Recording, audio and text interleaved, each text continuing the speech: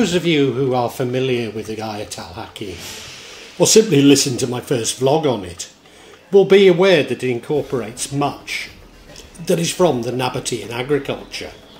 It also incorporates much from the Epistles of Brethren or Purity, on whom I've issued a number of vlogs. But what is the Nabatean Agriculture?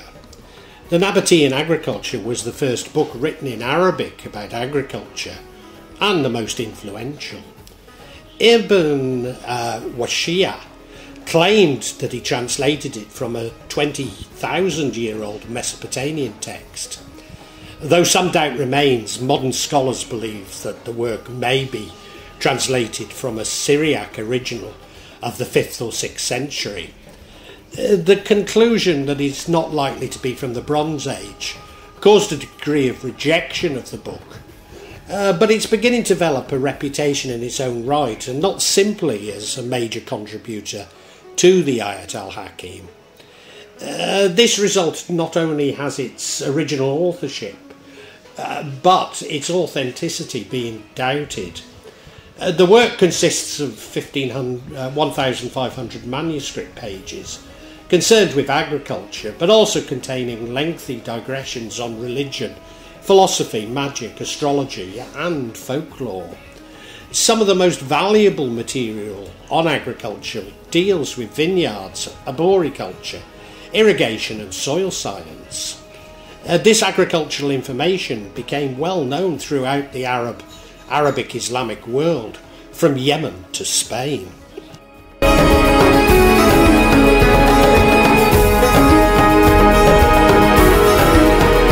Wahshiyya was born around 860 and died in Baghdad, somewhere around 930 to 935. Was a Nabatean, i.e. an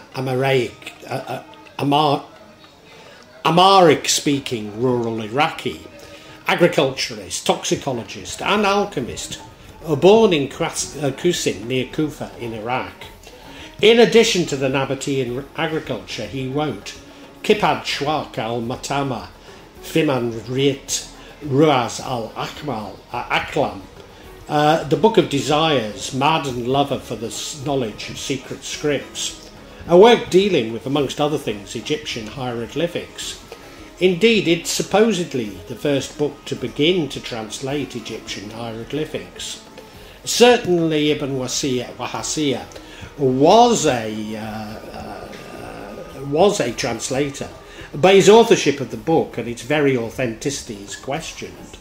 The Book of Poisons, reflecting his interest in cartography, in toxology, cartography containing ciphers, alphabets, but again the authenticity of this book is somewhat in question. There are many other works attributed to him, but again many cannot be authenticated.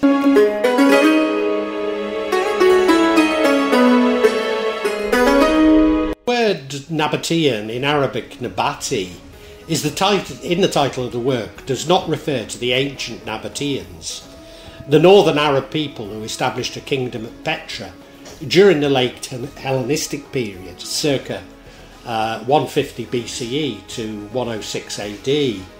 But Nabatean is a term used by Arabic authors of the early Islamic period to designate the non-Arabic speaking rural population of various conquered territories. For example, Nabatean Kurds and Armenians, as well as the Nabateans of the Levant and Nabateans of Iraq. Nabatean was strongly associated with rural, sedentary way of life, which was perceived as backward to the noble nomadic lifestyle of the Arabs. Although Ibn Wahshiyya thought the opposite, the Nabateans were certainly associated with magic, but this was bound up with their knowledge of science, especially in relation to agriculture. Some may even describe it as environmentalism. Nabateans of Iraq refers to the rural, Aramaic-speaking, native inhabitants of the Sawad, now central and southern Iraq. However, it is used by scholars like Ibn Wahshiyya to refer to the inhabitants of ancient Mesopotamia. These scholars believe that the ancient Mesopotamians had spoken Syriac, a form of Eastern Aramaic, during the 10th century, which in reality goes back no further than to the 1st century AD. And supposedly the Syriac people had ruled over Mesopotamia from the legendary times of Nimrod until the advent of the Sasanian Empire in the 3rd century. Later they became known as Sabians, although Ibn Wahshiyya denies this connection. Given the perceived antiquity of Nabatean culture of Iraq, Ibn Wahshiyya believed all human knowledge to go back on Nabatean foundations, referred to in Greek as Chaldeans, which Ibn Wahshiyya also uses. Written at a time of the ancient Mesopotamian culture was in danger of disappearing due to the Arab conquest, his work can be interpreted as a part of the Shubayya, a movement by non-Arab Muslims to reassert their local identities. Ibn Wahshiyya claims that merely to have translated the manuscripts in a collection of books from the Chaldeans, and that the original was a scroll of 1,500 parchment sheets. The original bore the lengthy title Kitab il-Fa al-Awad Wahshiyya il-Wazawa Lashara Walamtiya Waladaf al-Alafat al-Hala, the Book of Cultivation of Land, the Care of Cereals, Vegetables and Crops and Productions. Ibn Wahshiyya claimed that he translated the work from the Syriac original, written, as I've said, 20,000 years ago by the ancient inhabitants of Mesopotamia. But Syriac is a dialect of Eastern Aramaic that only emerged in the 1st century. Ibn Wahshiyya claims that 3 ancient wise Chaldean men wrote the book, although to a degree this may have been a device to enable Ibn Wahshiyya to write about controversial subjects and beliefs.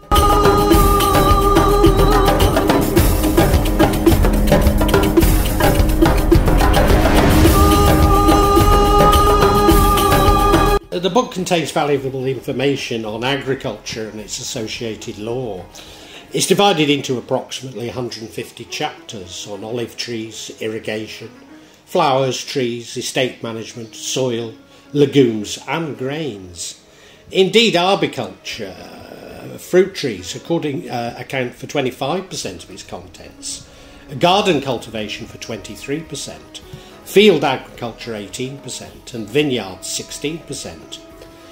Despite purporting to be about Nabatean agriculture, its focus is more on the products of Mediterranean agriculture than those found in Mesopotamia.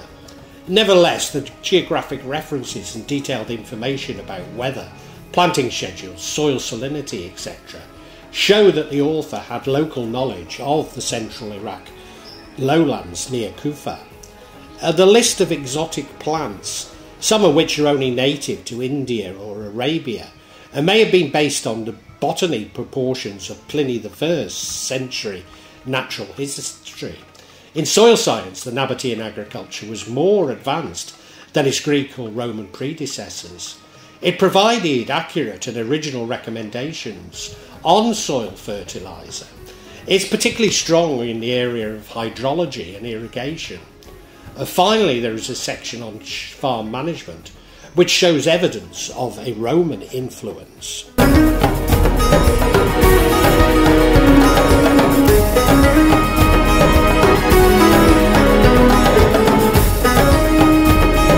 In its extensive agricultural material, the text also contains religious, folkloric and philosophical content. Indeed, what I appreciate most about the book is that it describes the knowledge of peasants, the common people, often as though they possessed a knowledge which is increasingly disappearing, who derive universal judgments from repeated observations of particulars.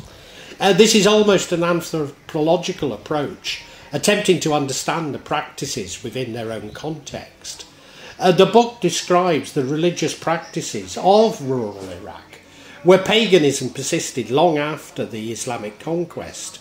Some of the book's descriptions suggest links between Iraqi pagans, whom Ibn Wahshiyya called the Sabian, an ancient Mesopotamian religion. The sun, the moon and the 5 planets, Jupiter, Saturn, Mercury, Venus and Mars, are mentioned. The gods are all subordinated to the sun, the supreme being. There are other gods besides the seven, and the text describes the fixed stars such as Sirius as gods, and refers to the Mesopotamian god Tammuz, as well as Nasra, a pre-Islamic Arabian deity. Astrological knowledge on the effects of Tatriat, on the planets, on plants, the Neo-Platonic cosmos of the Nabateans, supposes the superlunar causation of generation and destruction in the sublunar world. However, opinions regarding the way planetary influence can be known vary throughout the work. One passage considers the planetary effects on plants to be hidden from the senses, and therefore known through divine inspiration, ilham, ilhaniya, lana, rather than through observation. In other passages, the text considers the effects of the planets not hidden, but either visible or non-existing. In one passage, an account on how the Chaldeans arrived at their astrological knowledge through experience rather than from revelation. The latter named a certain disease of the vine, the plague of the stars, because they had concerned themselves frequently in past times for the conditions of the planets and their positions, Maharadia, in their celestial spheres and circles.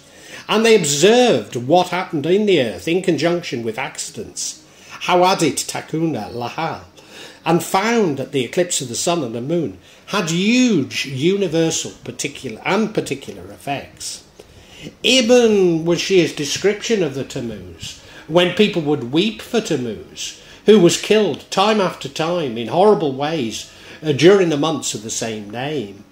Ibn Wahshiyya also explains that the Christians of the regions had a very similar practice, the Feast of St. George, and speculates that Christians may have adopted their customs from the Tammuz ritual. Often these descriptions seem close to Iambicus's Neo-Platonist school. The author believed that through the practice of esoteric rituals, one could unite with God. One of the key philosophical passages is a treatise on soil, in the section on vineyards, in which the author expresses doctrines very similar to those of Neo-Platonism. You may know that I don't like to use the word paganism to describe animism, and certainly the book seems to be refer to animism more so than paganism. Indeed, I see paganism as a creation of the Abrahamic religions to establish their superiority over a supposed polytheism.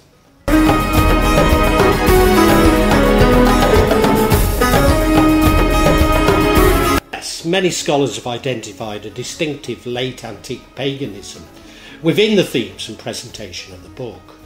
Although Ibn Wahshiyya seems to add early Islamic redaction to what he sees as primitive pagan beliefs, such seeming contradictions appear to suggest that whilst a devout Muslim, Ibn Wahshiyya was distrustful of the Arabs, who he saw as unsophisticated. Ibn Wahshiyya is aware of the habit of the sages to include fantastic tales, harufat, and warns the reader before the entry on marshmallow hit me not to discard the tales included in the section as drivel, hadarian, since he believes the sages included them for the benefit of the reader, and that they might prove meaningful after contemplation. Indeed, despite his reticence, he clearly believes the sages to have great knowledge, some of which has been lost. The work also considers the effects of plants on humans and comments on the pharmacological use of plants. The author frequently uses folklore tales concerning allegories such as talking trees or ghouls. Others are about biblical characters or ancient kings, although the names differ from those found in the Bible, reflecting an oral tradition. The tales are often related to agriculture, such as when Adam teaches the Chaldeans to cultivate wheat. In many respects, the biblical references merge seamlessly with the pagan, or as I would claim, animistic tradition. There's some reference to poetry and fragments of debate poetry, which are amongst the earliest in Arabic literature. Debate poetry is a genre in which two natural opposites, such as day and night, dispute their relative virtues. At times the stories conceal a hidden inner meaning, as in a text purporting the eggplant will disappear in 3,000 years. The author explains that this is a symbolic expression in which the 3,000 years signify 3 months, during which eating the eggplant would be unhealthy. Several passages in the text present prophecy on the basis of Nabatean epistemology. A revelation as a source of scientific disciplines is a common idea among scholars of various backgrounds in the late antiquity and Islamic Near East, including Ibn Wahshiyya's time. However, the text reveals repeated critical attitudes towards prevailing ideas regarding prophecy, an extent to which prophecy has a role in the contemporary production of new knowledge is considered limited. The role of prophecy in knowledge production is debated more generally too. Knowledge production is typically presented as an accumulation process that began with the revelation of principles to the first product to open the gates of knowledge. However, the text struggles with the mythical nature of the first prophet, and the Aramaic editor quotes sources that reject the prophethood of the sage Adam, believing Adam not to have been the first prophet, but is predated, although there is some confusion if this actually refers to Adam, the first man.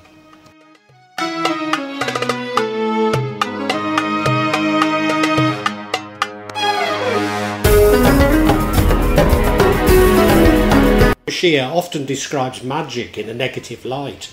All the operations of the magicians are odious to me, he said, and sometimes identifies magicians with revival religious group, the followers of Seth. Indeed, it criticises the use of talisman, suggesting that they harm the user, but does concede that they might be used in agriculture. He also criticises the use of idolatry. While some of this is carried forward into Ghayat al Hakim and is commonly found in books on magic from the time, the author does appear to express honest concerns. Ibn Wahshiyya was a translator and dedicated to sharing knowledge, regardless of his personal views. A position that I maintain today when attacked by Salafis for issuing my vlogs on Shams al-Marith. I might add a position completely beyond the comprehension of my critics. The Nabateans purportedly were quite expert in their use of magic, and certainly Ibn Wahshiyya seems to have a good knowledge. But much that he discusses is bound up in agricultural science and folklore, only really defining magic as that which he doesn't understand, or has allowed his deepest fantasies to speculate on. Nothing has changed, with religious zealots refusing to consider their own religious rituals as magic and defining magic via their own darkest fantasies and fears. Ibn Wahshiyya considers magic to consist of prayers of the gods, the creation of talisman and manipulation of special properties of things, a description which has great resonance with my experience of Javanese magic today. These special properties depend on a configuration of astral bodies that can produce effects such as making someone invisible or attracting goats and pigs to someone. The effects are specific to certain items, such as broad beans are capable of curing agonising of love, while 10 dirhams of ground saffron mixed with wine will cause anyone who drinks it to laugh until they die. Some magical procedures rely on sympathetic magic instead of astrology, such as a technique for restoring a spring which is running dry by having a young, beautiful woman play music and sing near the spring. The most spectacular instance of magic is the case of the Nabatean magician who succeeded in creating an artificial man in a story similar to the golem traditions of Kabbalistic Judaism. Although even this is related to how the Nabateans created animals in the same way they did plants. Nevertheless, it is the limited sections on magic which are particularly prominent within Ghayat al Hakim, especially the Latin version of the text. This repeats the massive interest in the text across the Islamic world when it was published and repeatedly copied. But Ghayat al Hakim in Latin so often misses the Islamic context.